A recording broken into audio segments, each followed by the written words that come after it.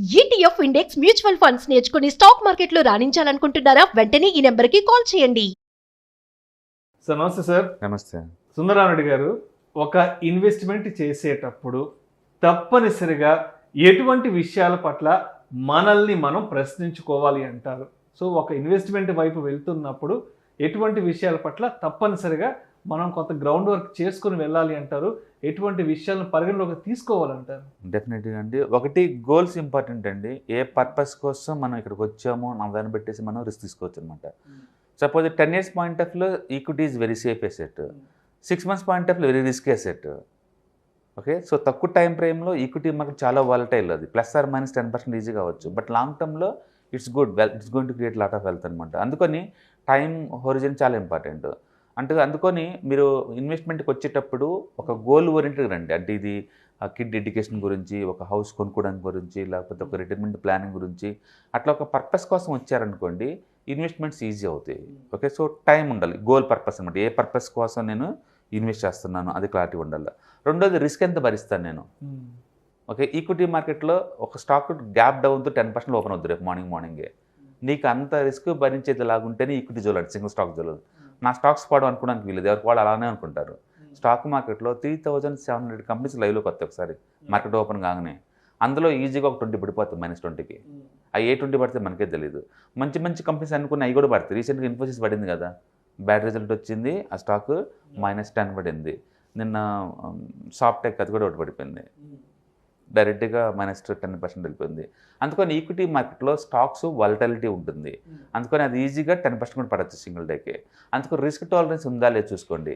అదే నేను గోల్డ్లో కానీ బ్యాంక్ డిపాజిట్లో పెట్టాను అనుకోండి, బ్యాంక్ డిపాజిట్లో 0 లాస్ ఉంది అది, బట్ లోవర్ రిటర్న్స్ వస్తాయి. నీకు సేఫ్టీ సెక్యూరిటీ ఉంటుంది, లో ఉంటుంది. ఇన్ఫ్లేషన్కి దగ్గరలో. అవును, అందుకని రిస్క్ టాలరెన్స్ లెవెల్స్ ఎక్కువ ఉంటేనేమో ఎక్కువ రివార్డ్కి పోవాలి.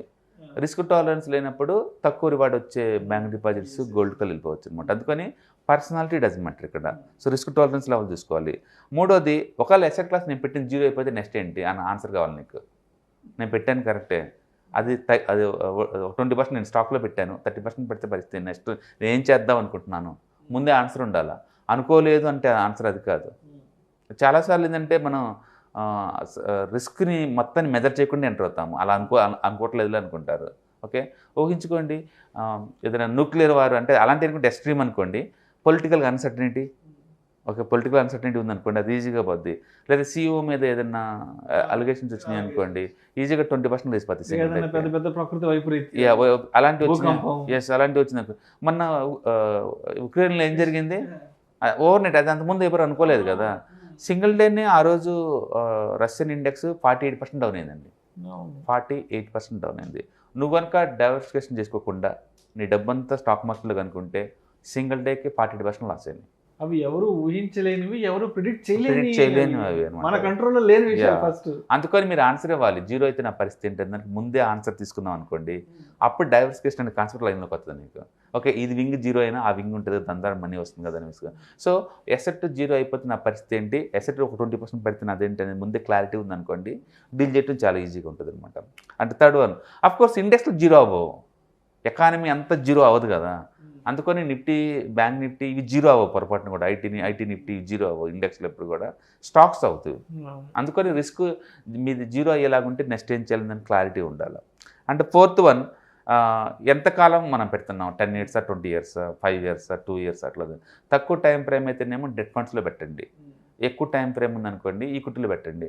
సపోజ్ పిల్లల మ్యారేజ్ ఇంకో 1 yearలో 2 yearsలో ఉంది, ఏదైనా సర్జరీ ఉంది 2-3 నెలల్లో, ఓకే, ఏదైనా స్కూల్స్ ఫీజు కట్టాలి, అలాంటి వాటిని స్టాక్ మార్కెట్లో పెట్టమాకండి.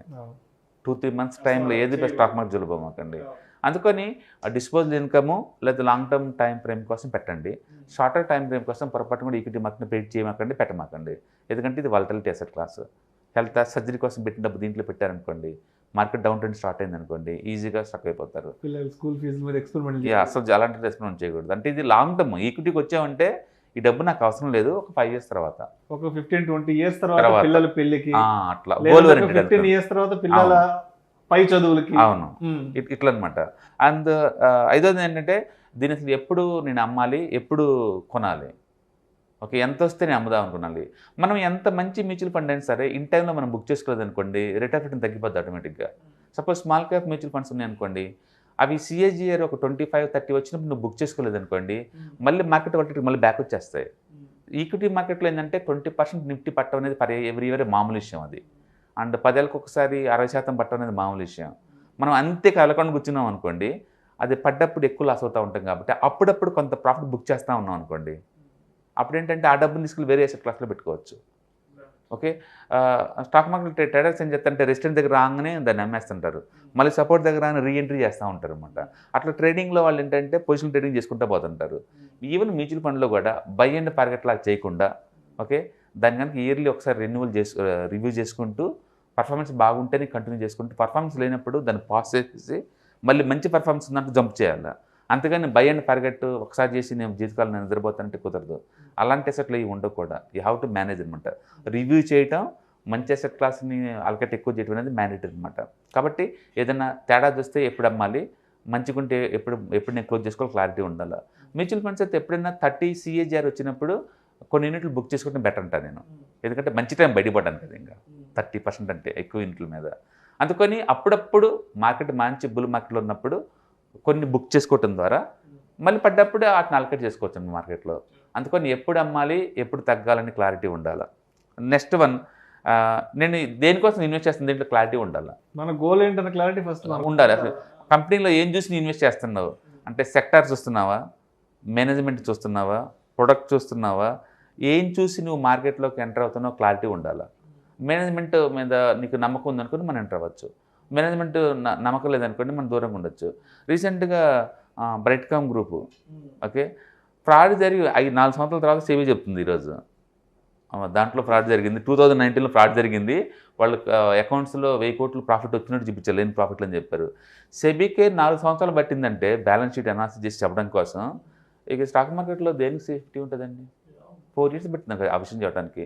బ్యాలెన్స్ షీట్లో ఎక్కడ మరకనేది దొరకదు. అన్ని చోట్ల సేల్స్ పెరుగుతున్నాయి, ప్రాఫిట్లు వస్తున్నట్టు చెబుతూ ఉన్నాడు మొత్తం. గత 10 years నుంచి చూసే వాళ్ళకి ఎవరికి డౌట్ రాదు దాంట్లో ఇందులో ఫ్రాడ్ జరుగుతున్న విషయం. బట్ ఫ్రాడ్ జరిగిన 4 సంవత్సరాల క్రితం దాని కంప్లైంట్ వచ్చినాయి సెబీకి. అది 1 week బ్యాక్ అనౌన్స్ చేసింది. అంటే ఏంటి, 4 సంవత్సరాలు డామేజ్ అంతా అయిపోయిన తర్వాత ఇప్పుడు స్టాక్ 180 దగ్గర నుంచి ఆ 9 రూపాయలకి వచ్చింది. రిటైల్ ఇన్వెస్టర్ల పరిస్థితి ఏంటి? అలాంటి ఇరుక్కుపోతే. అందుకని ఏం చూసి మార్కెట్లోకి ఎంటర్ అవుతున్న క్లారిటీ ఉండాలి, ప్రొడక్టా లేకపోతే ఇదే అనేది. ఎంతకంత టెక్నికల్ చూసి ఇంటైన్లో బయటపోవచ్చు అనమాట.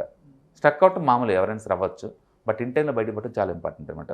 అలాగే డైవర్సిఫై చేసినా లేదా అచ్చం ఈక్విటీలో కాకుండా మిగతా అసెట్ క్లాస్, రియల్ ఎస్టేట్ కావచ్చు, గోల్డ్ కావచ్చు, డెట్ కావచ్చు, బిజినెస్ కావచ్చు, ఏదైనా కావచ్చు, ఒక దాంట్లో కూర్చోకుండా మిగతా అన్ని అసెట్ క్లాస్కి డైవర్సిఫై చేసామనుకోండి రిస్క్ మినిమైజ్ అవుతుంది అనమాట. అందుకని డైవర్సిఫై చేసేవా లేదని చూసుకోవాలి. తర్వాత అసలు ఈ అసెట్ని మేనేజ్ చేసే అంత కెపాసిటీ నాకు ఉందా లేదా, నాలెడ్జ్ లేకుండా చాలా కష్టం. బేసికల్గా ఎంత చిన్నోళ్ళకైనా సరే, పీటర్ నుంచి ఎప్పుడో చెప్పాడు ఆయన బుక్స్లో, సామాన్యులు కూడా ఫండమెంటల్స్ని బీట్ చేయొచ్చు. సామాన్యులు కూడా వాళ్ళకి ఏ ఏరియాలో ఎక్స్పీరియన్స్ ఉందో ఆ ఏరియాలో ఇన్వెస్ట్ చేసుకోండి. సపోజ్ నేను మైనింగ్లో ఎంప్లాయ్ అనుకోండి, మైనింగ్ ఇండస్ట్రీ ఎలా వర్క్ చేస్తుందో నాకు తెలుసు. అందుకని మైనింగ్ ఇండస్ట్రీ ఎప్పుడైతే మెటీరియల్ కాస్ట్ బాగా పెరిగి ఉంటుందో ఆ టైంలో నేను ఇన్వెస్ట్ చేశాను అనుకోండి, వాటికి ఎక్కువ లాభాలు వస్తాయి కంపెనీలకు ఆ టైంలో. అలాగే ఒక అగ్రికల్చర్ అనుకోండి, ఈ సంవత్సరం పంటలు బాగా పండుతుంది అనిపించింది అనుకోండి, వాళ్ళు చూసుకోవచ్చు మిర్చి రేట్లు బాగా పీక్ లెవెల్ ఎప్పుడు ఉంటే తక్కువ ఉంటే వాళ్ళకి బాగా తెలుస్తుంది. అట్లా ఆ రేట్లు కనుక ఎప్పుడు ఎక్కడ ఉంటే వాళ్ళకి ఐడియా ఉంటుంది కాబట్టి ఆ ఇండస్ట్రీలో వర్క్ చేసే వాళ్ళకి, వాళ్ళ ఇండస్ట్రీలో వాళ్ళు ఇన్వెస్ట్ చేశారనుకోండి వాళ్ళు ఫండమెంటల్గా బీట్ చేస్తారు ఆ యొక్క ఇండస్ట్రీలో. అందుకని ఐటీ ఎంప్లాయ్కి ఐటీ ఇండస్ట్రీ ఎలా ఉండబోతుందో కాకపోతే ఐడియా ఉంటుంది, ఎందుకంటే వేరే ఇండస్ట్రీ గురించి ఐడియా లేకపోవచ్చు, బట్ ఆ ఏరియాలో ఈజీగా ఫండమెంటల్ని బీట్ చేస్తారు.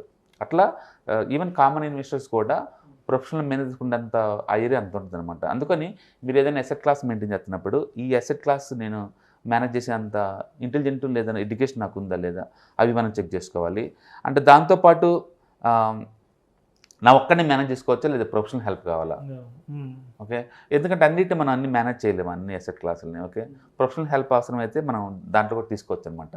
అట్లా మనం ఏదైనా అసెట్ క్లాసులో పెట్టేటప్పుడు goals important, targets important, time frame important, and ఎందుకు ఇన్వెస్ట్ చేయాలి ఈ కంపెనీలో ఇంపార్టెంట్, ఎప్పుడు బయటికి పోవాలనేది ఇంపార్టెంట్, డైవర్సిఫై చేసేవాళ్ళు లేదా ఆన్సర్ ఇంపార్టెంట్, దీన్ని మెయింటైన్ చేసి మేనేజ్ చేసే అంత ఇంటెలిజెన్స్ నాలెడ్జ్ నాకు ఉందా లేదా ఇంపార్టెంట్, లేదా ప్రొఫెషనల్స్ హెల్ప్ తీసుకోవాలా లేదని ఇంపార్టెంట్. వీటన్నిటి కనుక మనం ఆన్సర్ ఇచ్చామనుకోండి అది రాంగ్ అయినా సరే మేనేజ్ చేసుకోవచ్చు అనమాట మనం. ఓకే, అన్నిటికన్నా బెటర్ ఏంటంటే డైవర్సిఫికేషన్ చాలా ఇంపార్టెంట్. బట్ అన్ఫార్చునేట్లీ ఎక్కువ మంది ఏంటంటే టెంపరీగా వస్తారు, 1 or 2 months మార్కెట్ మూవ్ అయితేనే డబ్బులు సంపాదించాలి, లేదంటే లాస్లో బుక్ చేసుకుంటూ పోతారు. వీళ్ళ దగ్గర 1 లక్ష ఉంది అనుకోండి, ఒక 30-40 స్టాప్ లాస్ దగ్గర అయితే ₹1,00,000 వెళ్ళిపోతాయి. Right right. అండ్ మళ్ళీ వెళ్ళిపోతారు, ఇంకెప్పుడు మళ్ళీ ఒక 5 ఇయర్స్ తర్వాత మళ్ళీ వస్తారు. అట్లా ర్యాండమ్గా వస్తాం తప్ప కన్సిస్టెన్సీగా మనీ మేక్ చేయాలనే థాట్ వీళ్ళకి ఉండదు. అన్ఫార్చునేట్ ఇండియాలో ఈక్విటీ కల్చర్ చాలా తక్కువ వేరే కంట్రీతో పోల్చుకుంటే. ఇండియాలో హార్డ్లీ 3% పాపులేషన్ ఉన్నారు స్టాక్ మార్కెట్లో. అవునవును. ఆ కల్చర్ తక్కువ. ఇప్పుడు కొంచెం అవేర్నెస్ పెరుగుతుంది కానీ మామూలుగా అయితే ఇది. సో బట్ ఇప్పుడు వచ్చి ఇంటెలిజెన్స్ చాలా బెస్ట్. ఎందుకంటే ఒక మ్యూచువల్ ఫండ్లు ఇప్పుడు రీసెంట్గా 14,000 కోట్లు పంప్ చేశారు 1 మంత్లో ఎస్ఐపి రూట్లో. అది రావటమే తప్ప పోటీ ఉండదు. రాను రాను పెరుగుతుంది తప్ప తగ్గడానికి లేదు. మొన్న జనవరిలో 1,00,000 కోట్ల రికార్డ్ అన్నారు. మార్చికి వచ్చేలోపు ఇంకా రికార్డ్ ఇంకా ముందుకెళ్తూనే ఉంది అది. అంటే ఒక వరదలాగా వస్తున్నారు రిటైలర్స్. సో ఇది ఎడ్యుకేటెడ్ ఇండియా, ఇది డిజిటల్ ఇండియా. ఖచ్చితంగా ముందు రోజుల్లో అవేర్నెస్ పెరిగిద్ది. లాస్ అయ్యే వాళ్ళ రిటైలర్స్ ఉండరు ముందు రోజుల్లో. వాళ్ళు కూడా ఈక్వలెంట్ ఆఫ్ ది మనీ సంపాదిస్తారు ప్రొఫెషనల్ లాగానే. కాబట్టి ఏదైనా ఇన్వెస్ట్మెంట్ చేసేటప్పుడు ఈ 10 క్వశ్చన్స్ కనుక మనం ఆన్సర్ ఇవ్వగలిగితే మనం సేఫ్ సైడ్కి ఇన్వెస్ట్ చేస్తున్నట్లు లెక్క అనమాట. అందుకని ఇన్వెస్ట్మెంట్ చేసే ముందే వీటికి ఆన్సర్ ఇవ్వడం ద్వారా ఏంటంటే మనకు కొంతవరకు సేఫ్టీగా ఉండొచ్చు. Thank you so much Sundara Rao గారు. ఇన్వెస్ట్మెంట్ చేసేటప్పుడు ఎటువంటి విషయాల పట్ల మనల్ని మనం ప్రశ్నించుకోవాలి అనే అంశం గురించి చాలా చక్కగా వివరించి thank you so much. Thanks.